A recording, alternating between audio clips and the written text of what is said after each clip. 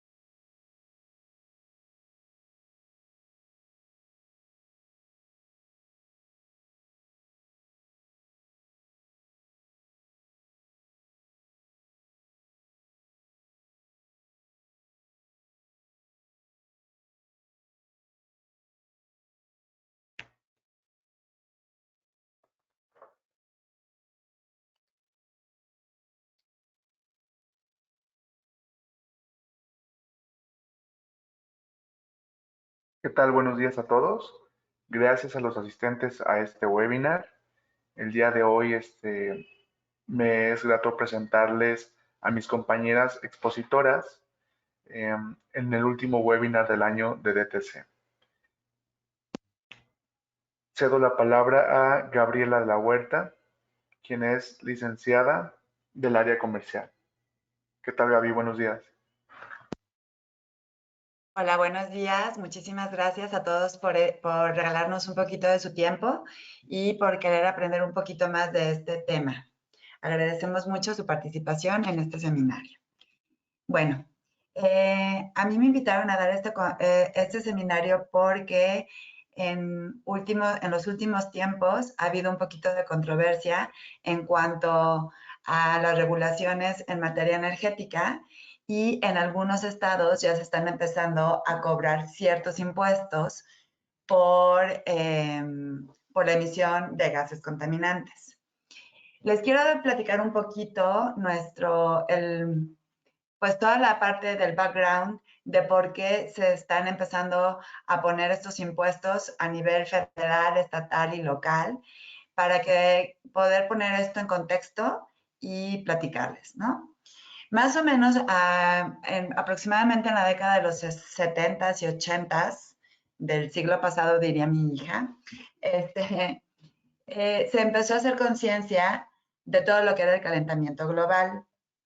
Más o menos, pero a partir de los años 90, en la primera reunión que hubo de las Naciones Unidas en Río de Janeiro, en Brasil, se dieron las alertas de cómo se estaba incrementando en grados centígrados, o sea que empezó a haber un cambio climático y empezó a haber un aumento y se tiene pronosticado que si seguíamos al ritmo que íbamos en los años 90, para el año 2100 íbamos a tener un incremento aproximadamente casi de 5 grados y eso pues iba a afectar de manera brutal pues la manera de vida que tenemos, ¿no? Aunque fue en 1992 cuando se hizo esta primera alerta, no fue hasta 1997 que se hizo un primer tratado en Japón, que es el Tratado de Kioto. Ahí se tomaron en cuenta ciertos gases, emisiones de gases contaminantes, que era lo que estaba afectando el cambio climático, y se empezaron a tomar estas pequeñas, bueno, se nombró lo que se tenía que hacer, pero no se llevó a cabo luego. Fue hasta el año 2005 que se implementó una primera fase para que todos los países que quisieran firmar este acuerdo empezaran a bajar sus gases contaminantes, ¿no? Así empezó en la Unión Europea, Rusia, Estados Unidos no se había querido subir, ya después se subió, y a partir del Tratado de París, que fue en 2015, pues ya hay 170 países alineados. Esto como contexto se los pongo porque a raíz de estos tratados es que se ha ido cambiando la constitución política de México y se toman en cuenta estos tratados que México ha firmado, de los cuales nosotros se transfieren a leyes bueno, de esas leyes hay reglamentos, ¿no? No vamos a entrar mucho en materia de leyes porque aquí nadie es abogado, espero que nadie sea, y si es, bueno, pues es su materia, no la nuestra. Simplemente esto es como una pequeña introducción para saber por qué lo estamos llevando estatalmente o federalmente, ¿no? Jorge, si me ayudas con la que sigue. Entonces, en México, ¿qué es lo que ha pasado? ¿Cómo es que nosotros hemos tratado de implementar esto, ¿no? Lo más importante y lo que nosotros queremos llegar es a tener energías limpias. Y eso es lo que nosotros queremos lograr, ¿no? Esas son nuestras metas. ¿Cómo se acompaña? Pues primero, la meta de generación distribuida de la energía y la meta de eficiencia energética. Nos regulan, ¿no? Está la CRE, bueno, todo esto depende de la Secretaría de Energía, que es quien dicta las políticas, las estrategias y los programas. Y esto se va bajando a nivel federal y a nivel local y a nivel estatal. ¿Quién regula? La CRE. La CENACE es la encargada de transmitir estas hojas de ruta para una red inteligente y la CUNUE es la que mide la eficiencia, ¿no? Y todo esto nos va a llevar a la ley de transición energética. Jorge, ¿me ayudas con la que sigue?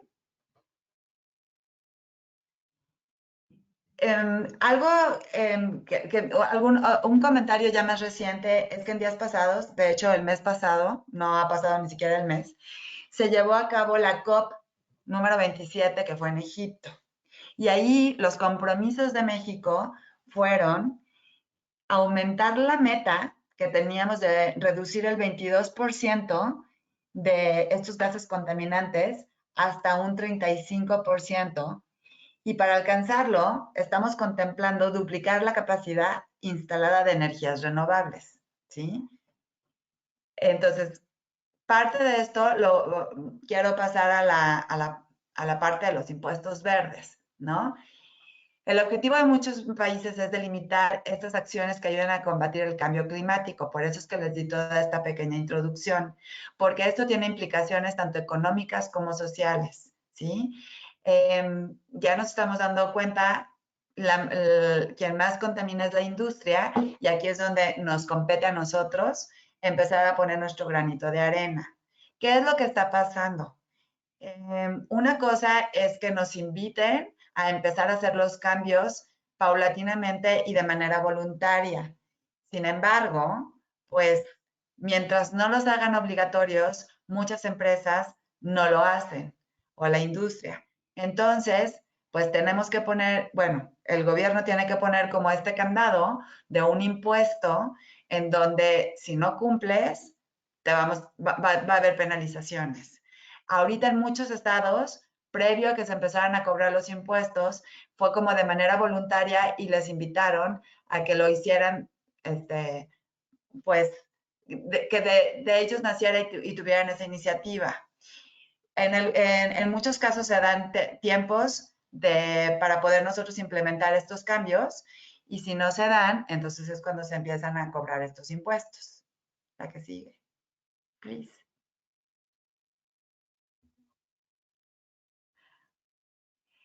Voy a poner el ejemplo de Querétaro, porque Querétaro a partir del año 2020 es un estado que ha llevado como esto de todo lo del cambio del cuidado del medio ambiente como muy es un estado que ha sido un ejemplo, ¿no? Que va a la vanguardia y quiere llevar como esta punta de lanza. Desde el año pasado, a partir del año 2021, se lanzaron 3 impuestos diferentes, ¿no? Pero el que más nos llama la atención y el que nos compete este día es el impuesto por la emisión de gases a la atmósfera. Y este impuesto se va a empezar a cobrar a partir del 1 de enero del año 2023.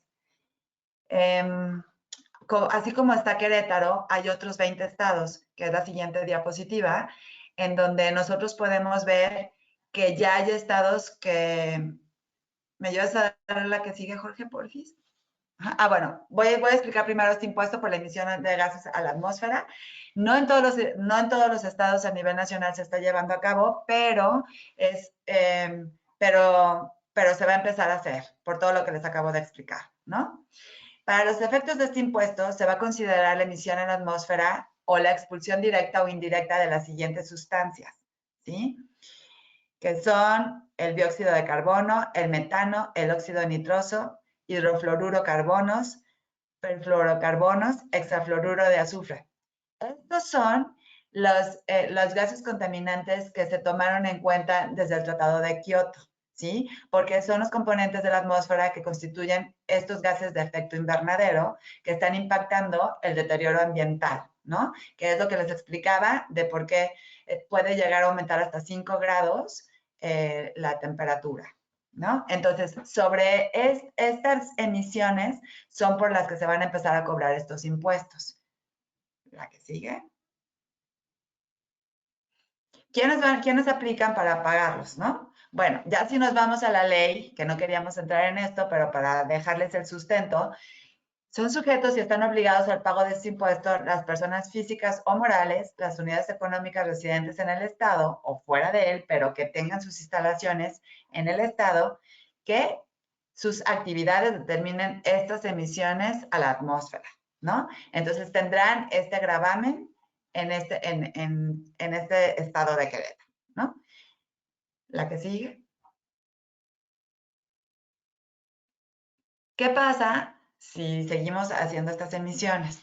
Bueno, el impuesto se va a calcular aplicando una cuota impositiva de 5.6 UMA, que aproximadamente son 538 pesos con 83 centavos, a la totalidad de todas las toneladas de gases emitidos a la atmósfera señalados en la ley, ¿sí? Expresadas en toneladas de dióxido de carbono equivalente utilizando la tabla de conversión prevista en la ley. Bueno, aquí ya le pusieron un valor, ¿no? Por tonelada de lo que se va a pagar. Aquí en Querétaro, de lo que yo me he estado dando cuenta, es que va a haber empresas que pueden llegar las multas hasta 500,000 pesos. Entonces, son las empresas o la industria que está como buscando cómo bajar sus emisiones, ¿no? Nosotros tenemos una solución que viene en la siguiente. Bueno, quiero explicar cómo está a nivel nacional. Ahorita hay estos estados, los que están pintados en naranjita, traen abajo un numerito y cada uno de estos estados ya tiene, por ejemplo, Baja California ya tiene un impuesto sobre el medio ambiente. No todos van sobre emisiones contaminantes, pero ya son los estados que están volteando a ver y cómo quieren empezar a cuidar el medio ambiente a través de estos impuestos, ¿no? Por eso en Querétaro tenemos 3, que son los que mencionamos en la diapositiva anterior. El Estado de México tiene 1, Oaxaca tiene 1, Yucatán tiene 2, Quintana Roo 1. Pero bueno, todos estos son los estados que sí ahorita están como preocupándose por su medio ambiente, ¿no? La que sigue. Bueno, para nosotros una solución que es ideal para la industria y que puede ayudar a bajar estas emisiones contaminantes es la cogeneración. Y para estar todos en el mismo canal, me gustaría dejar esta definición de qué es la cogeneración, ¿no? Que es la producción simultánea de calor útil y electricidad a partir de un mismo combustible, ¿no? Esto quiere decir que nosotros vamos a reutilizar esta fuente de energía primaria. Estos combustibles pueden ser de origen fósil, como el gas natural o el combustóleo, o renovable, como residuos agrícolas y forestales o el biogás, ¿sí? e incluso se está empezando a usar hasta el hidrógeno, ¿no? Entonces, lo que nosotros encontramos en esta solución es que existe esta microturbina de la que les voy a explicar un poquito, que de inicio, que ahorita en la parte técnica me va a ayudar la ingeniera Vivian Díaz, pero de inicio esta microturbina, aunque empieza funcionando con energía eléctrica, una vez que llega a ciertas revoluciones, hace la combustión y empieza a trabajar con gas natural, que eso puede llegar a bajar hasta en un, más adelante lo vamos a ver, pero puede ayudarnos a bajar hasta en un 30% el dióxido de carbono y hasta en un 90% el NOx. Y entonces, con este mismo combustible, nosotros podemos llegar a una eficiencia del 33% de una generación eléctrica y hasta un 62% de generación térmica. Estas microturbinas tienen muchos beneficios. Si me ayudas, Jorge, con la siguiente diapositiva. Estos beneficios, la principal característica de esta microturbina es que trabaja con un cojinete de aire que está patentado. Ahorita les vamos a explicar un poquito más técnicamente, pero este cojinete de aire no necesita ni lubricantes, ni refrigerantes, ni agua, que eso también implica aproximadamente el 50% de la contaminación en la industria, ¿sí? Estas microturbinas también pueden ser modulares y escalables, porque se puede empezar con poquita generación de energía. Los equipos más pequeños son de 65 kilowatts y se puede llegar a generar hasta 10 megas, por lo cual podemos ir escalando esta generación de energía. Los equipos son silenciosos, ¿no? Como les comentaba, nos ayudan a reducir las emisiones de CO2 y NOx. Su mantenimiento es mínimo, más que nada es preventivo, ¿no? Y son maquinarias que no necesitan mucho espacio y tampoco necesitan tener cuarto de máquinas, ¿no? Ahora sí, les dejo a mi compañera Vivian Díaz, que nos va a explicar un poquito más sobre la parte de toda la parte técnica de este cojinete de aire. Hola, buenos días a todos. Muchas gracias, Gaby. Así es, una de las ventajas o de las cosas que hace más especiales a las microturbinas es la tecnología de cojinete de aire. Lo que hace esta tecnología, esta patente, que es única en el mundo además, es que el equipo no requiera ni aceites, ni lubricantes, ni refrigerantes, porque estas tres funciones las hace precisamente con el aire. ¿Qué es lo que pasa? La microturbina jala aire de la atmósfera que se desliza alrededor de la flecha, alrededor de la máquina como tal, y se dispersa alrededor de toda la flecha, haciendo que las fuerzas converjan, que vayan en todas las direcciones y teniendo una especie de levitación, es decir, que la flecha está levitando en medio de la máquina. Jorge, ¿me puedes apoyar tantito con la siguiente diapositiva y ahorita regresamos? Esto es precisamente lo que se refiere. Se tiene un fold en el que distribuye el aire alrededor de toda la flecha, además de ayudarla a no tener fricción con ninguna parte de la máquina, también ayuda con la refrigeración y asimismo la microturbina no genera vibraciones. Este es el por qué no se generan las vibraciones, porque en ningún momento está en contacto con otra parte de la microturbina, solamente en el arranque y después se va solita. También, como decía Gaby, precisamente lo que ocurre con la microturbina, Jorge, si podemos regresarnos a la otra, por favor. Es que del lado izquierdo se toma el aire, después se comprime esto para poder entrar a la cámara de combustión junto con el gas natural, en el caso, bueno, con el combustible que se esté utilizando, para después generar la combustión. Así como también dijo Gaby, en un inicio la microturbina lo que hace es tomar energía ya sea de la red eléctrica o de las baterías, que es algo que vamos a ver un poquito más adelante acerca del funcionamiento de las microturbinas. Toma energía hasta que llegue para poder hacer el arranque, para romper la inercia. Una vez que la microturbina llega a las revoluciones requeridas, el combustible empieza a fluir y bueno, se comienza la la combustión para después la microturbina arrancar completamente a 62,000 revoluciones y entonces sí empezar a generar energía eléctrica que será inyectada a la planta. Jorge, ¿me puedes ayudar a cambiarla otra vez, por favor? Precisamente esto es lo que ya habíamos estado explicando.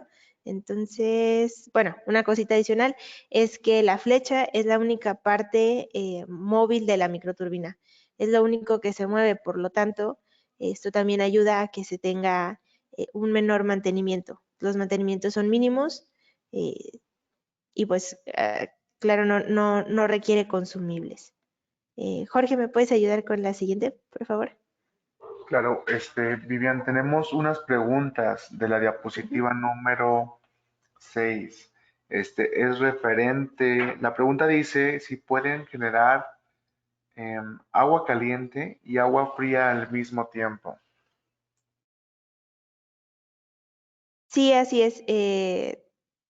Se puede generar en un primer principio, como primer proceso, agua helada. En este caso, el agua helada lo primero o bueno, se pone como primer proceso debido a que se requiere mucha más energía para poder hacer el cambio de temperatura en el chiller de absorción, que es un equipo que también vamos a ver un poquito más adelante. Y después generar agua caliente con el residual de energía que nos queda. En este caso, por ejemplo, el aire o los gases de escape de la microturbina salen a más de 250 grados, 280, para después entrar al chiller de absorción y salir del chiller de absorción ya a 150, 120 grados centígrados.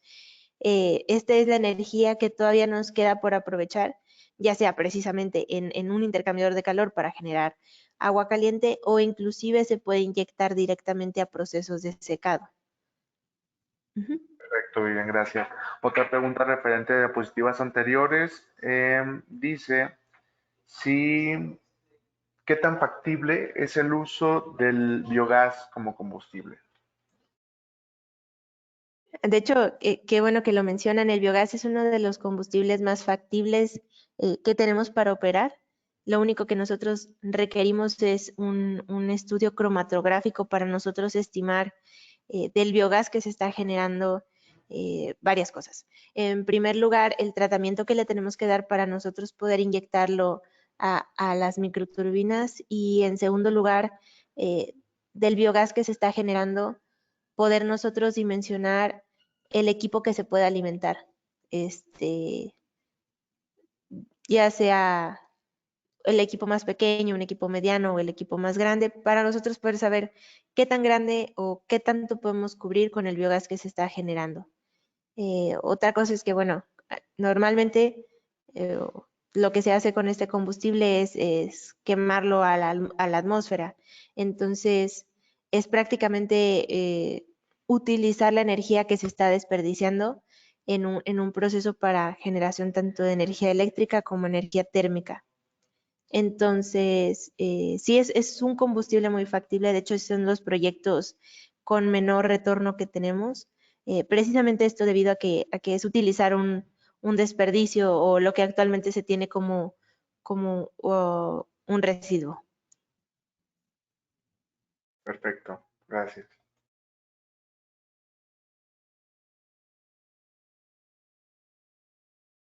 Ujú. Ahora vamos a hablar un poquito de las emisiones. En este caso, y con las microturbinas son equipos de ultra bajas emisiones.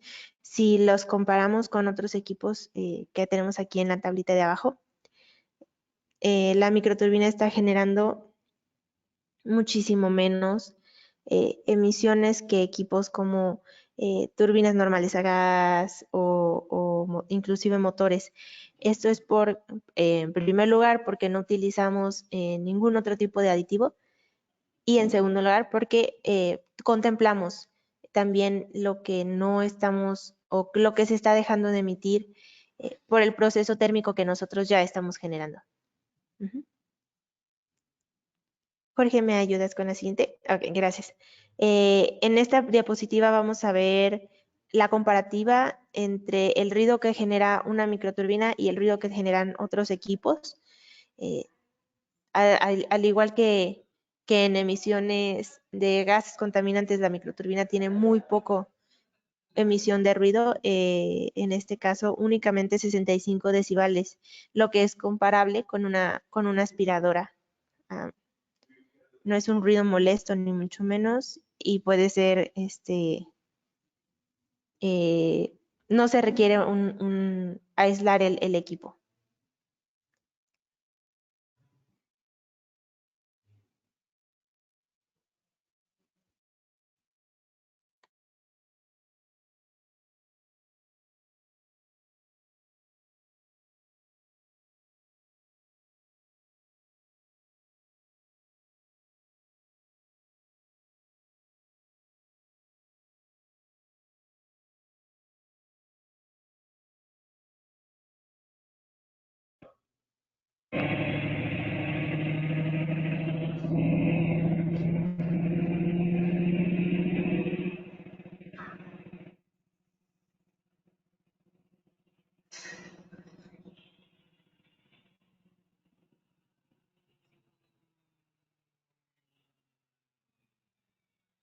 Nomás como explicación rápida, si se pueden observar, el operador tiene que traer sus oídos con equipo de seguridad, ¿no? Porque está cerca y no se escuchó muy fuerte en el video, pero está fuerte el sonido, ¿no?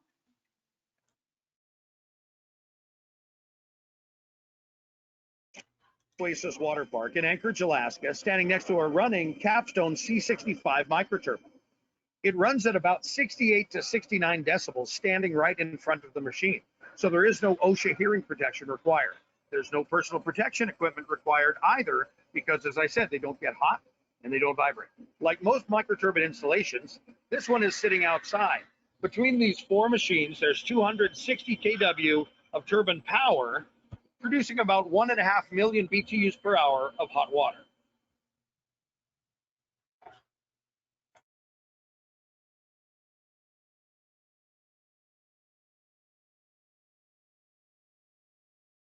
Bueno, ahora vamos a ver, recapitulando un poquito de los videos que vimos anteriormente, lo que nos estaba diciendo la persona que estaba en el video es que estaba precisamente dando la plática o hablando sobre las emisiones de ruido de la microturbina, a un lado de la microturbina funcionando. Entonces, ese es un muy claro ejemplo de que el ruido de las microturbinas es muchísimo menor a tener que utilizar, como dijo Gaby, precisamente equipo de protección para no lastimar nuestros oídos al lado del equipo funcionando. Ahora vamos a hablar un poquito. Perdón, Viviana, antes de que pasemos al siguiente tema, acaban de hacer una pregunta referente a los videos. Dice si se pueden instalar en un mezanín por el tema de las vibraciones, si tiene algún daño. No, las microturbinas se pueden instalar perfectamente en un mezanín.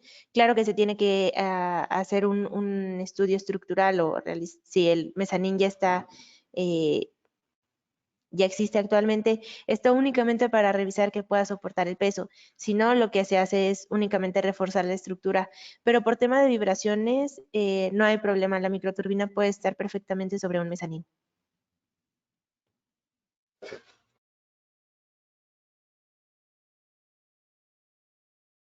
¿Ok?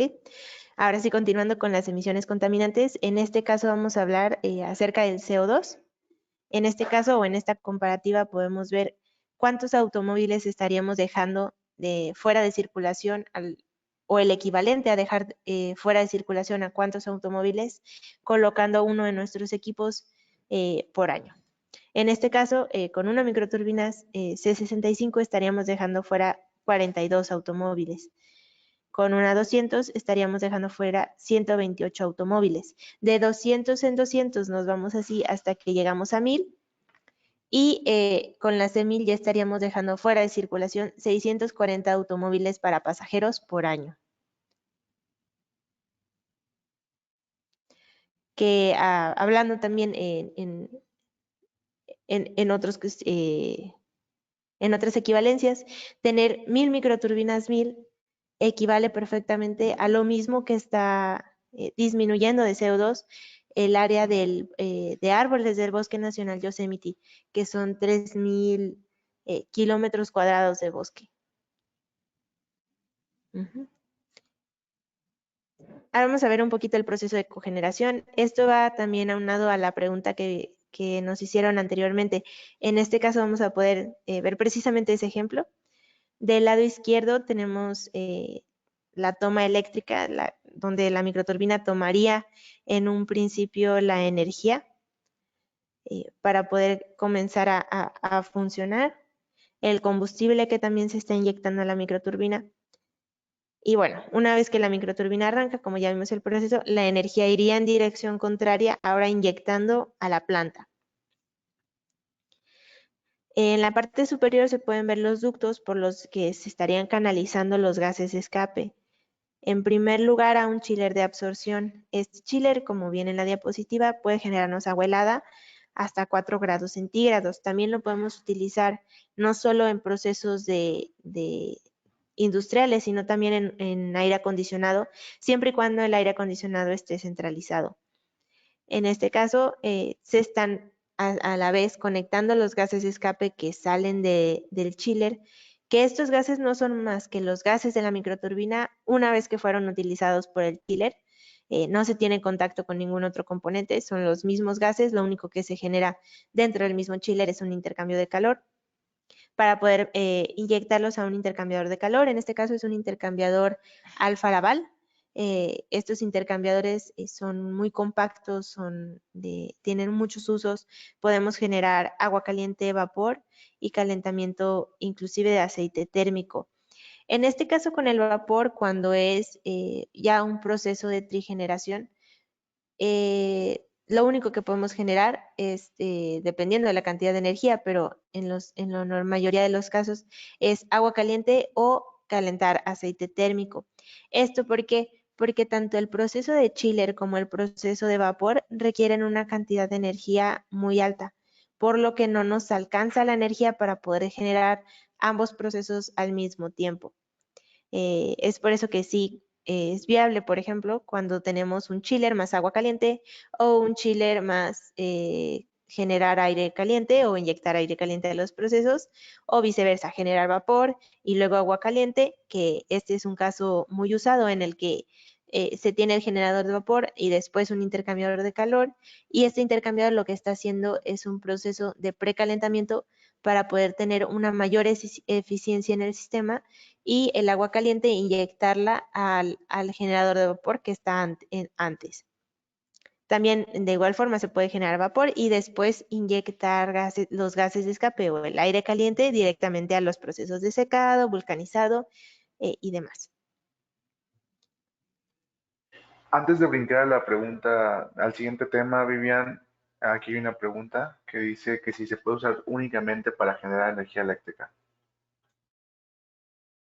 Las microturbinas sí tienen la capacidad de generar únicamente energía eléctrica. Se tiene que revisar precisamente el sistema y el caso, porque, bueno, como sabemos, como hemos estado viendo en las diapositivas, el ideal o para lo que las microturbinas,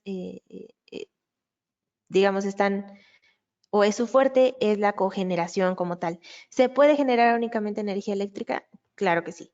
Pero el ideal es tener un proyecto de generación eléctrica más térmica. Claro que hay casos especiales en los que la microturbina por sí sola es la mejor opción. Como bien dice nuestro director, no hay energía, no hay energía más cara que la que no podemos conseguir. No hay energía más difícil que la que no podemos encontrar. Entonces sí, la microturbina puede generar, sobre todo en proyectos de biogás, en los que el combustible prácticamente es costo cero, en los que no se está utilizando para otra cosa, sino que se está desperdiciando, es muy factible tener proyectos de únicamente generación eléctrica. Gracias. Bueno, ahora le cedo la palabra a mi compañera Gaby. Gracias, Vivian. Bueno, les voy a platicar un poquito de los intercambiadores de calor que nosotros escogimos para poderlos combinar con las microturbinas. Nuestro principal expertise como empresa es la parte de cogeneración y hemos asesorado a lo largo y ancho del país, así como en Centroamérica, este tipo de cogeneración. Entonces, nosotros buscamos estos equipos que hacen muy buena la combinación, o sea, la parte de conectarlos ha sido muy eficiente y por eso es que somos aliados estratégicos de la compañía Alfa Laval con estos equipos. Tienen varias aplicaciones, se pueden utilizar para generar agua caliente, calentar aceite térmico o vapor, como lo comentaba Vivian en la diapositiva anterior. Tienen un alto porcentaje y eficiencia de aprovechamiento térmico. Tienen un diseño de fácil mantenimiento. La inversión inicial es bastante competitiva y nuestros técnicos están certificados por el fabricante, ¿no? En la siguiente diapositiva vamos a ver cómo están conectados. Bueno, aquí entra Viviana a explicarnos un poquito el proceso de cómo se conecta con la microturbina. Ahora vamos a ver precisamente el proceso del intercambiador de calor. Como les decía anteriormente, es un equipo muy simple. En este caso, lo único que ocurre es que los gases de escape de la microturbina entran, en este caso, por la parte superior, en el caso de que el equipo esté de manera horizontal, por el lado izquierdo, y salen por la parte de abajo del equipo o del lado derecho. Nunca se tiene contacto entre los gases de escape y el agua de proceso. Siempre van en tuberías independientes. Si se ven del lado derecho, se pueden ver la entrada y salida del agua que va en contracorriente a los gases de escape. Esto para eficientar el proceso, como en cualquier intercambiador. Se tiene una espiral que va haciendo precisamente el intercambio con el aire caliente para después salir por la parte superior. Estos equipos, otra de las ventajas que tienen es que se puede modular dependiendo de la cantidad de energía que se requiere en ese momento, de la cantidad de agua caliente que se requiere en ese momento, con una válvula en la parte superior del equipo. Entonces, digamos, se desvía el aire que no se requiere para únicamente generar la energía que se va a utilizar y no tener, digamos, agua caliente de más o energía de más desperdiciada en el proceso.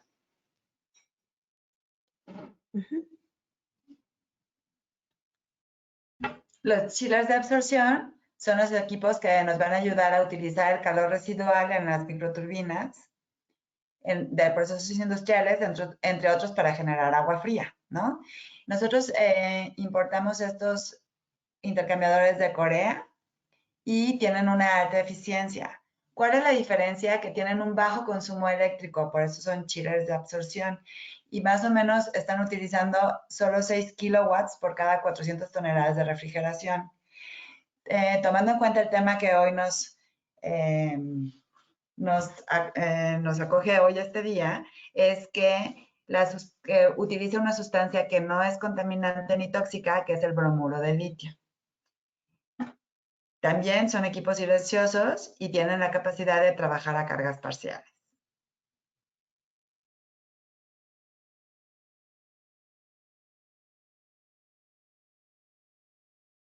Así es, y como Gaby ya lo comentó, nuestros chillers utilizan una sustancia que no es contaminante en comparación quieren aceites, lubricantes y refrigerantes que son contaminantes para el ambiente. Con los chillers de absorción se tienen ahorros mayores al 50% y retornos menores a 3 años. Esto porque el consumo eléctrico del equipo es muy bajo. Tan solo se requieren 6 kilowatts por cada 400 toneladas de refrigeración que el chiller está produciendo. En comparativa con otros equipos que tienen un consumo desde 380 kilowatts hasta 670 para una producción de 480 toneladas de refrigeración. Jorge, ¿me puedes ayudar con la siguiente diapositiva, por favor? A continuación vamos a ver el proceso, el funcionamiento del chiller de absorción en un videito. En este caso, el aire caliente de las microturbinas entra al generador en el que se evapora el bromuro de litio para poder pasar al condensador, así como la solución caliente del refrigerante. En este caso, se va jugando con las concentraciones tanto del bromuro de litio como el refrigerante para poder entrar o, digamos, enfriar las tuberías, esto con un intercambio de calor. Lo que ocurre aquí es que cae el refrigerante como una lluvia, y en este caso lo que ocurre o lo que pasa es que absorbe el calor. Es como cuando nosotros nos ponemos alcohol en la mano y después le soplamos y se siente frío. Eh, este frío en realidad lo que está pasando es que el alcohol está absorbiendo el calor. Es el mismo proceso, el mismo sistema, el mismo principio en el que nosotros tomamos o absorbemos el calor de la tubería que viene del lado izquierdo, en este caso, que es el agua de proceso. Si se fijan, de este lado, del lado izquierdo, viene una tubería del agua de proceso. En este caso, y bueno, en todo el equipo, es el único lugar en el que el agua de proceso entra en el chiller. Los otros sistemas son internos, son los generadores, los condensadores y evaporadores del mismo chiller. Y el único equipo adicional que se tiene es una torre de enfriamiento, que esta torre de enfriamiento tiene como función enfriar el mismo equipo. Enfriar y ayudar precisamente en los procesos de condensación y de absorción de energía.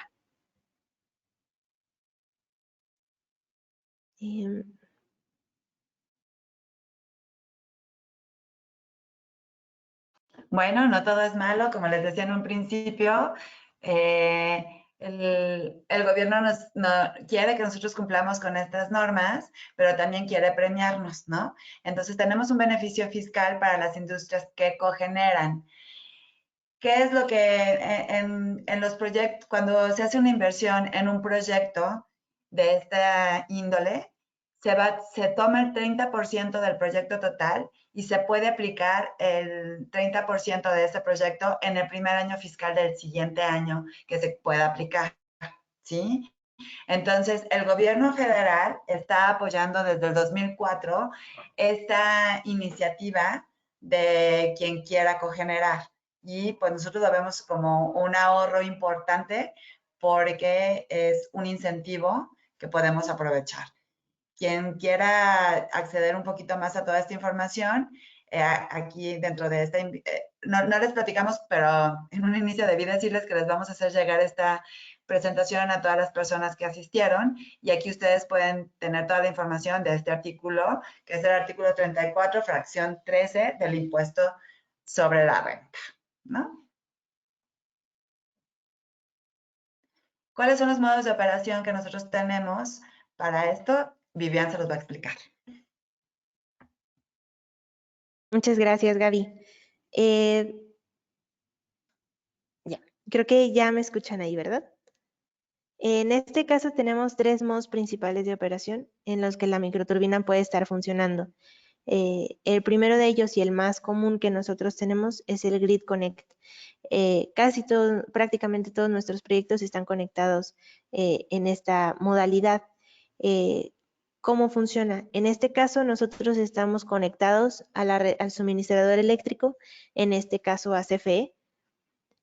Tomamos la energía precisamente de la que ya estábamos hablando, la energía para poder realizar el arranque de CFE. La microturbina está en funcionamiento mientras CFE está también en funcionamiento, proporcionando en primer lugar energía de la microturbina y tomando lo restante, si es que se requiere algún restante, de CFE, así como los picos de operación, y disminuyendo el consumo eléctrico al suministrador. Esto porque nosotros estamos inyectando o se nos prioriza como generador dentro de la misma planta. Lo que pasa cuando CFE se va es que la microturbina también se apaga. Se apaga por motivos de seguridad para protegerse. Una vez que CFE vuelve, la microturbina vuelve a realizar el proceso de arranque y están funcionando a la par.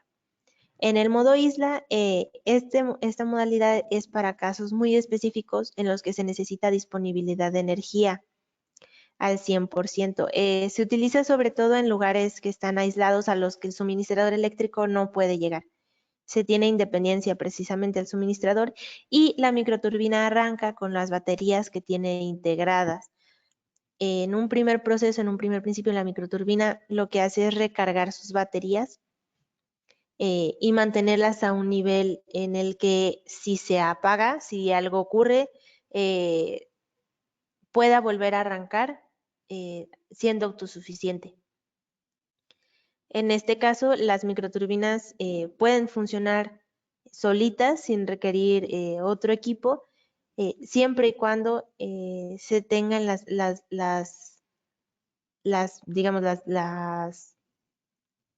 los requerimientos en la planta. Es decir, que sea una planta que esté aislada o que tenga un porqué se tenga que poner en modo isla. El tercer modo, perdón, me falta uno. La tercera modalidad es una combinación de las otras dos.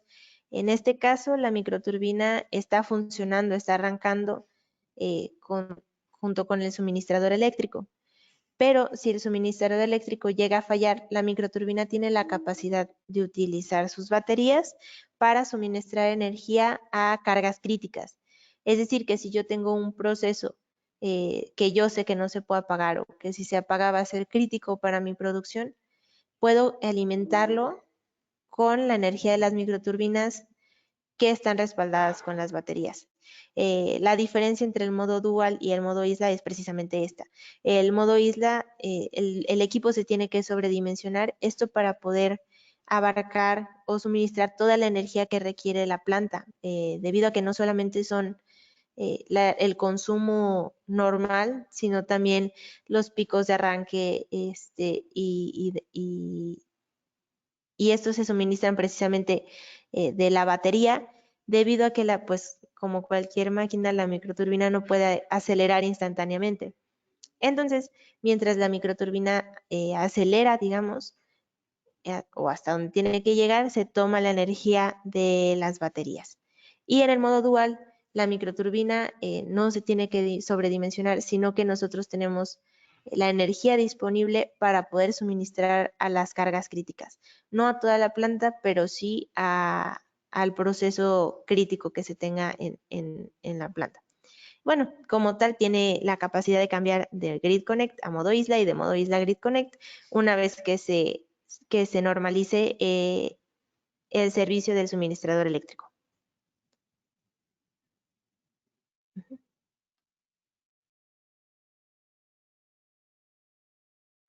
Muchas de las Gaby, preguntas que nos hacen son cuáles son las industrias que pueden aprovechar esta tecnología y afortunadamente podemos entrar en muchas, ¿no? Siempre y cuando tengan procesos térmicos, pero puede ser la industria automotriz, la galvanizadora, la industria del plástico, la manufacturera, farmacéutica, la industria del papel, los textiles y la alimenticia, ¿no? ¿Qué es importante para que tenga mayor eficiencia y que el ahorro realmente sea atractivo? Las empresas deberán si trabajan 24/7 es lo ideal, podrían trabajar 24/6 o se puede estudiar el caso. Que el consumo de energía sea mayor a 75,000 pesos y que sus procesos térmicos tengan necesidades de agua fría, agua caliente, por aceite térmico o aire caliente. Y lo más importante es que puedan tener acceso a gas natural, porque como lo hemos mencionado a lo largo de la presentación, nuestras microturbinas funcionan con gas natural. Solo necesitan la energía eléctrica para arrancar. Gaby, tenemos dos preguntas que son un poco, van de la mano, son de diferentes personas. A ver. La pregunta número 1, que creo que yo le puedo dar respuesta, es si contamos con un caso de éxito. Para esta pregunta les puedo responder que a continuación les mostraremos un video que fue grabado a uno de los socios de uno de nuestros clientes de un caso de éxito. La segunda pregunta, Gaby, que hacen es si hay forma o se puede ir a una empresa para ver las turbinas en físico. Sí, claro. Pues no hay mejor recomendación que cuando hay alguien contento, ¿no? Entonces, por eso es que les vamos a mostrar el video de uno de nuestros clientes que está muy satisfecho con el funcionamiento de las microturbinas Una vez que nosotros empezamos este proceso, si el proyecto es viable y se tienen todos los elementos para poderlo llevar a cabo, los invitamos a que conozcan en persona alguno de nuestros procesos. Lo único que sí pedimos es que no sea del mismo giro por razones de confidencialidad, pero por supuesto, tenemos muchos clientes que están muy contentos de poder compartir su experiencia, ¿no? Entonces sí se puede, Jorge. Gracias, Gaby.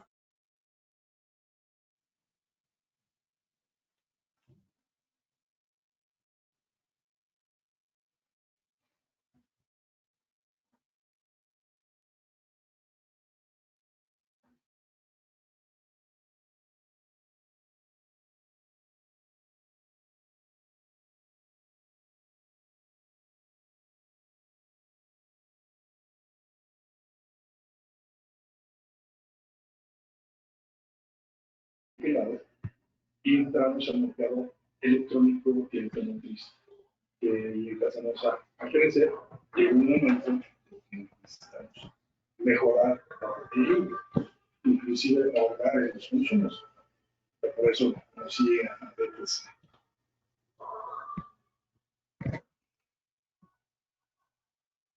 Bueno, buscando un ahorro de energías, aquí realmente utilizamos varias energías, que es calorífica y eléctrica. En eléctrica tenemos una electrodeposición. Por año de gato se consume muchísimo y también nosotros calentamos la mayoría con calentadores eléctricos. Y los cafeteros, al incrementando, buscamos alternativas y nos recomendan las turbinas. Estaban en ese tiempo, por frases, hemos conocido de esta tecnología, encontramos a desde una casa así que lo conocimos y nos dimos cuenta que también nos calentar el agua por intercambio de calor, inclusive pasamos nosotros ahora también el último gas que sucede con las generaciones es vital.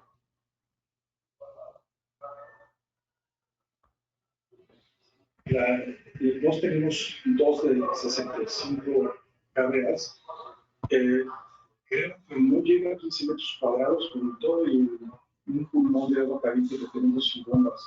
Es muy pequeñito. Es una turbina de río está sellada. Pues bueno, los entregadores muy parecidos a la turbina de río. No, los sonidos son muy diferentes. Sí se alcanza a escuchar, pero no es algo que moleste. Así podemos conocer. Algo que no moleste. La verdad de la instalación es cuestión eléctrica, eso es demasiado rápido y está en el mismo día. Lo que más tardamos fue la instalación de la compañía de gas. Es porque tenemos que traernos la de gas a 300 metros de aquí, tardaron, creo que fue unos 2 meses en que hicimos el contrato a que lo instalaron. Y la instalación interna, cada par de semanas. Tardamos más en que nos den las facilidades que la conexión de la turbina. Es el mismo día, es muy fácil.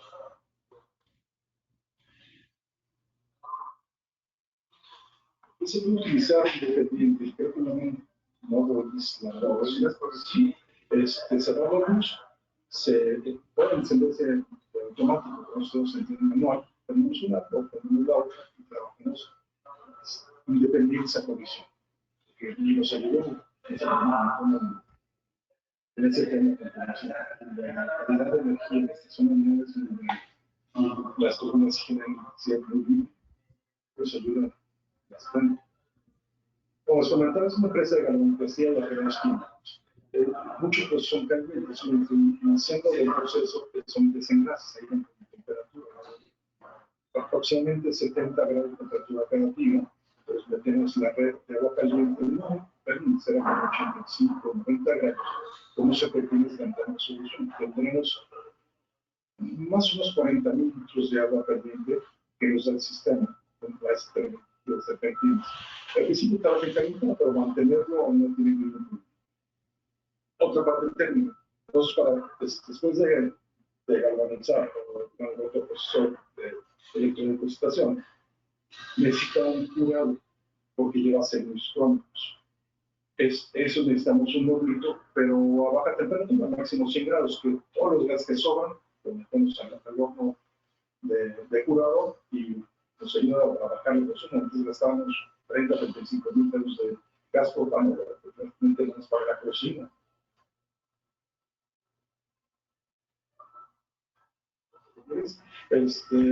Estamos poquito limitados, es un poquito bajo, tenemos una parte de provisión, pero si para el caso donde se va la luz o bajan las cuchillas, bajamos algunos procesos y podemos trabajar sin problema.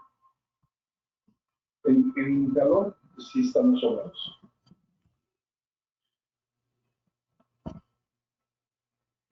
Mira, si tú quisieras, si me preguntarías, ¿comprar una turbina? Definitivamente sí. ¿En qué ahorro? Si yo no fuera nomás para el pura energía, creo que no es el tema, no va por ahí. El ahorro es tan pequeño que no se paga, pero si utilizas otra generación, claro, definitivamente nosotros, yo calculo que éramos unos 150,000 watts que consumían núcleos en dinero,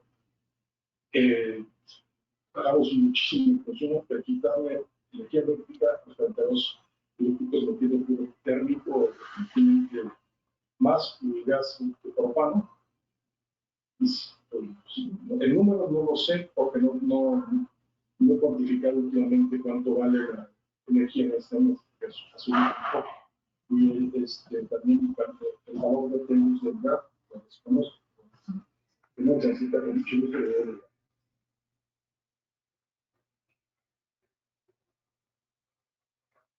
muy bueno.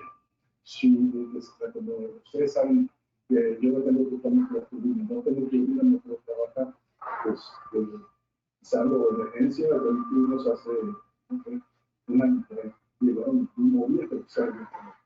La mayoría de los problemas que son de comunicaciones que se resuelven de remotos, yo creo que la mayoría de los problemas son remotos. Y cuando tiene que venir un correctivo, sí lo hacen. Este es la oportunidad.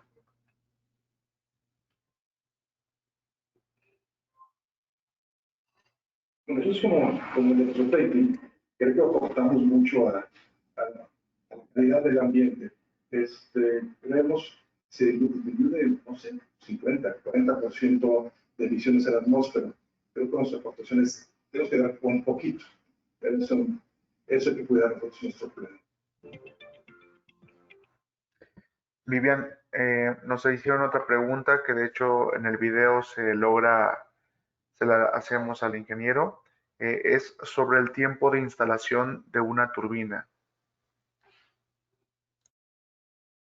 Así es. Bueno, el tiempo de instalación de la microturbina es muy rápido. Puede estar ya funcionando entre las 10ª y 12ª semana. Ahí lo que cambia el tiempo es el equipo periférico al que se esté conectando. Es decir, que si la microturbina únicamente va a estar generando energía eléctrica, o en un principio, pues, que primero se genera únicamente energía eléctrica antes de conectar el proceso térmico, se puede estar desde la 8ª semana ya funcionando.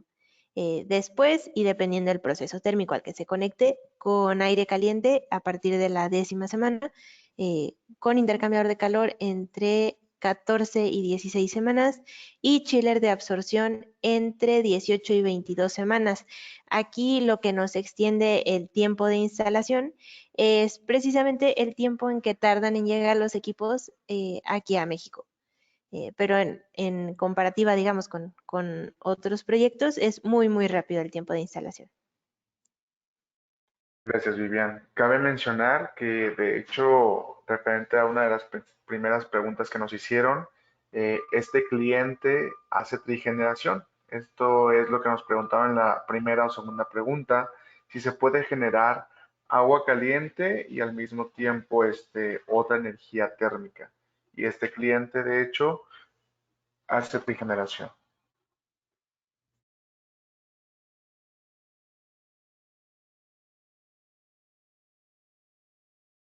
Bueno, hemos estado platicando mucho de las emisiones contaminantes a la atmósfera, pero algo que también agrava mucho al medio ambiente es la escasez de agua.